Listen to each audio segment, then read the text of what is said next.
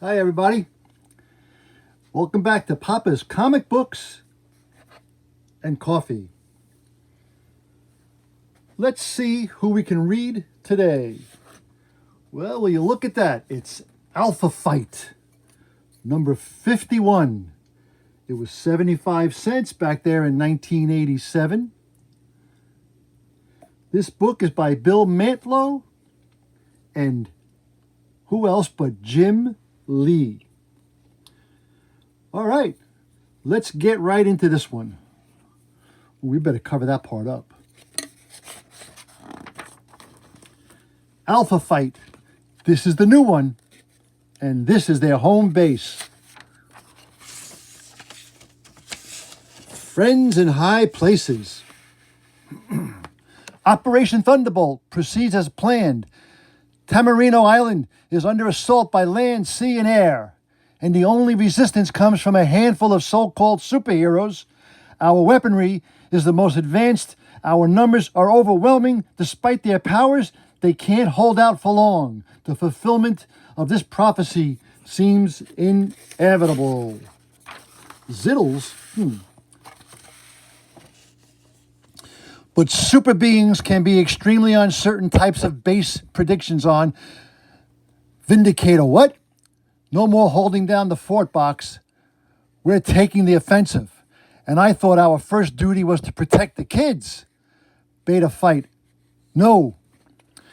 Our island home is under attack from all sides. You can't safeguard Mannequin and me and still mount a resistance. Purple girl, I promised your mom. If Alpha falls, bet I'll be the next to go. Kara's right. Our only hope of saving any of our lives lies in hitting back hard. I only pray my order won't lead to any Alpha's death. Stick together, you two. Like glue, Sasquatch. Good luck, Alpha.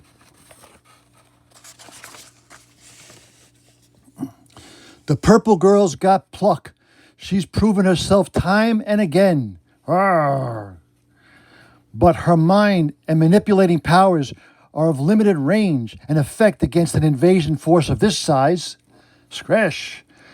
Mannequin's ability to summon forth 3 other selves representing various stages of his own evolutionary development makes him potentially more powerful. But he's even newer to Beta Fight than the purple girl and untested in battle. And Alpha's leader, I have to look to their safety. Ahead of my own. Back inside, soldier known to Plasma. Weld you in there for their duration. 1 down. Only 1,000 or so more to go.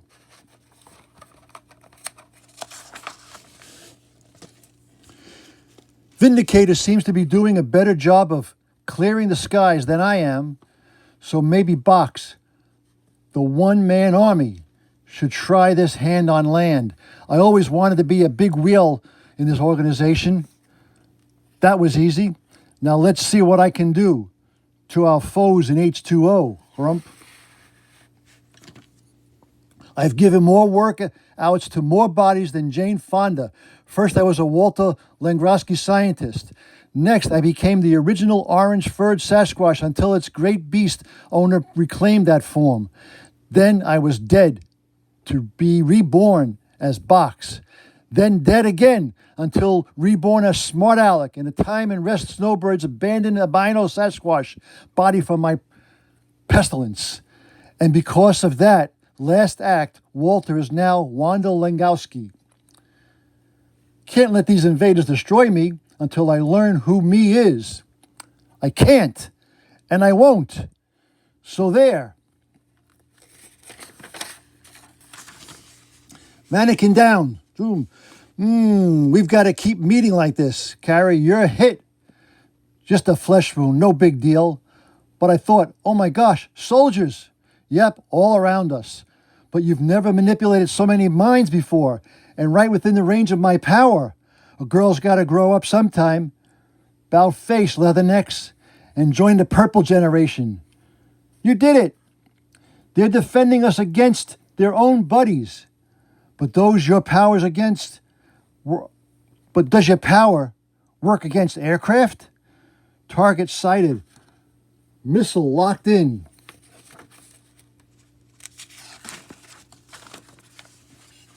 Kaboom! Wait!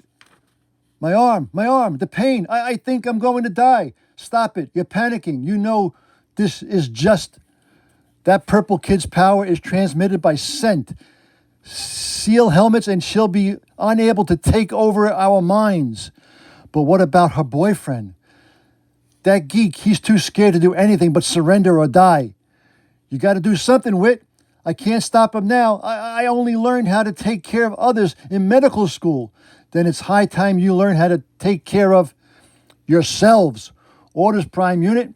Absolutely highbrow. I want you to use that future brain of mine to teleport Photo Ape-Man, the purple girl, and us.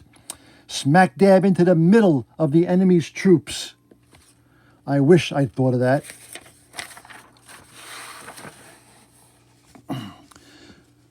Come to think of it, I did. You gonna tell your past selves what to do, mannequin? Proto and Ape-Man don't need a whole lot of instruction to wreak havoc. That blob digested our uniforms. Rumble. Highbrow, what's that? Seems to me like the movement of two endless metal tracks commonly found on late 20th century armored. Tanks? You're not welcomed. Port 'em, Highbrow. Glad I thought of it. It's too bad you four don't share one brain. It would cut down on communication time. Now you handsome Hulk counterattack. By the way, Highbrow, where'd you teleport those invaders to? All right, my selves are kicking tail. But with them there and me here doesn't leave the main man. Unprotected. Gulp. Recall your past and future selves, punk. Say goodbye to your present. Mannequin in trouble. The invader too far away to be helped, be influenced by my power. Oh, what? I may be powerless, pal, but I'm not stupid. That was the max. I doubted you before. I'll never doubt you again. You did it. You won't, gosh. Alpha flight returns. They'll find we did hold the fort. Good going, Beta. You can't call us the Playpen Patrol after this.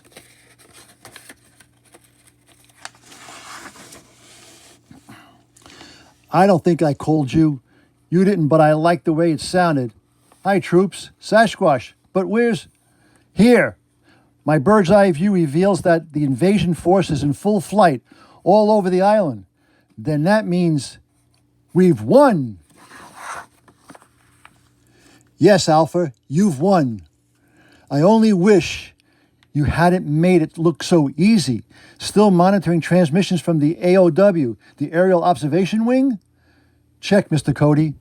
They've recorded the entire exercise, which will give the eggheads back in Ottawa enough data about the new Alpha flight to keep them in research from now till Armageddon.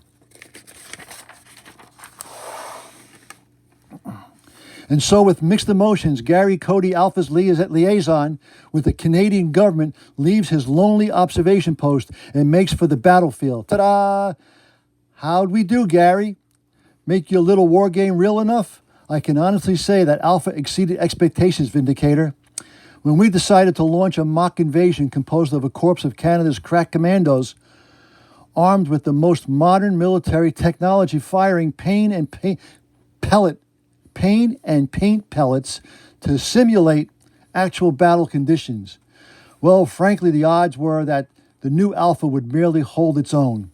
Instead, well, congratulations, Mac would have been proud. The team assembled by my late husband earned its renown. But my Alpha flight is every bit the equal in power of the old, as I believe we've just demonstrated. Yes, I see. What's the matter, Gary? Is it in fact that there's only 3 Alphans now that disturb you? You see our retains in action. They may be young, but they're fighters. And this handsome hunk here doubles Alpha's battle strength all by himself. We're also a far more cohesive team than Mac's maladjusted amalgam of misfits ever was. That's bound to make us a more effective fighting force. Don't you agree, Gary? Gary? Equal in power to the old Alpha, well, adjusted more effective. May heaven help us, mere mortals. Mansion Alpha. Why don't you make yourself at home, Gary, while Alpha and I freshen up? Think Kara can take off her own jacket, kid. Don't tease Sasquatch with just being chivalrous. Just watch his hands.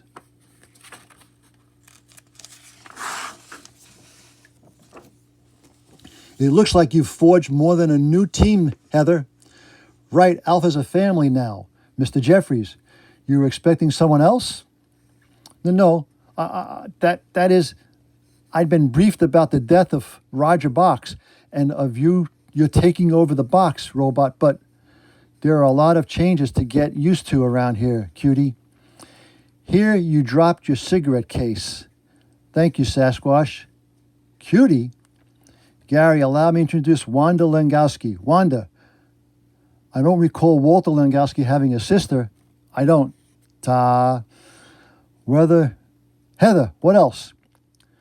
I've been too busy to file a full report of all the changes Alpha's undergone, Gary, but it's your duty to keep Ottawa informed. It's my duty to keep Alpha alive, and I think I've done my job. Race you to the pool. Last one there's a rotten egg. Grunt and gloop. Hey, cheater.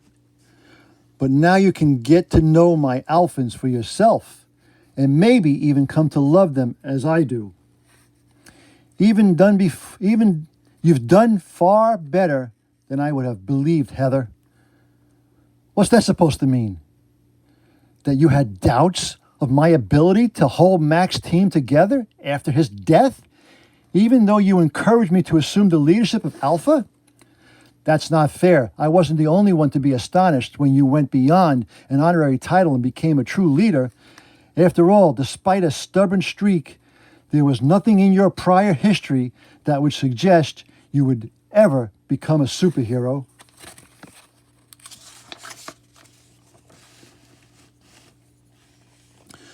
Were your doubts about me the reason Mansion Alpha was bugged when you offered it to us as our headquarters? Partly, Alpha Flight represents a major investment in Canada's defense. We have a right to know how our money is being employed. And if Ottawa disapproves, what'll they take me to do, Gary? Resign? It's not like that. No, just a business relationship despite all we've done for our country. Excuse me, I think I need my bath just now. Heather's angry. I can't blame her. Nor can I blame Ottawa for being scared. No one expected Alpha to triumph today, and no one knows the Alpha that beat Canada's best. They're strangers, not the team Mac and I forged, starting that day when the Prime Minister Trudeau called me into his office. This is James McDonald Hudson, Cody. You'll be working together with Guardian in Department H. Department H, for Hudson, was the spawning ground of the original Alpha Flight, Canada's premier super team. Those were good days when Mac and I scoured the nation looking for beings with innate and special powers to fill the rosters of not only Alpha, but the nascent Beta and Gamma flights as well. Then a short-sighted government put budget over brains, dollars, defense. Department H, it was no use. Alpha lost its funding. So the liaison became a spy watching Alpha grow strong independent and more unknown and unknowable with each passing day. Your heroes are back in the saddle again, Cody, but keep tabs on them until time and Guardian's death at hands of the murderous Omega flight prove the necessity of Canada's utilizing her own team of super beings. Care for a beer, Cody? Mr. Jeffries, I didn't hear you come in. I figured you were wandering down some memory lane. We both go back a ways, don't we? You were in the original Gamma flight.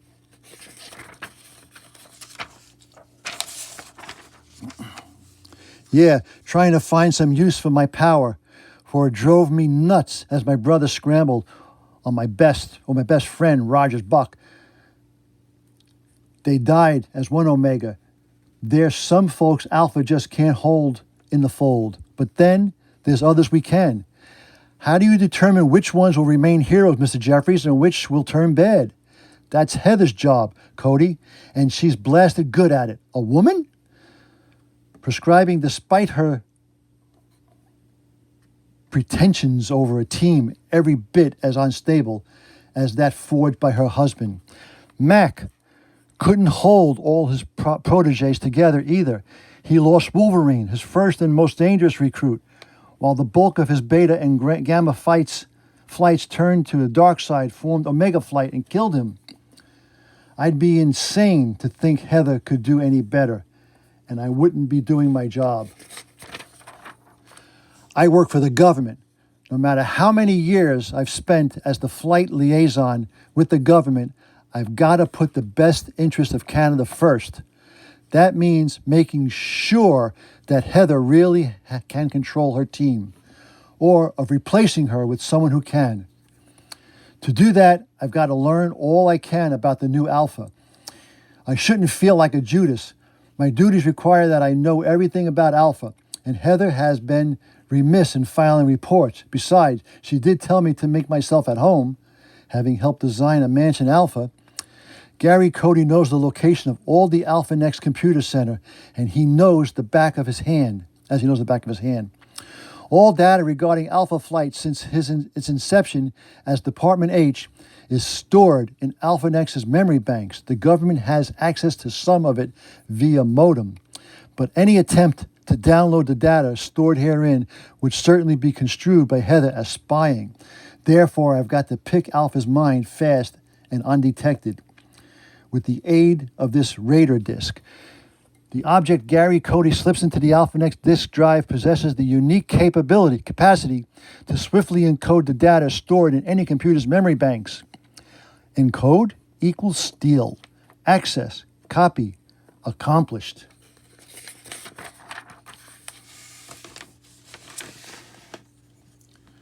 Analysis of the data I've raided will have to wait until I return to Ottawa, but at least now I can safely say to my superiors that none of the Alpha secrets is hidden from me. The flight's shown itself superior to our best forces. It's also shown itself to be both independent and unstable. The first two combined with the third give us mere mortals cause to fear. Surely there's no one who could fault us, and don't call me Shirley, for desiring to keep watch on those with the power to destroy us. In memoriam, James McDonald Hudson is there.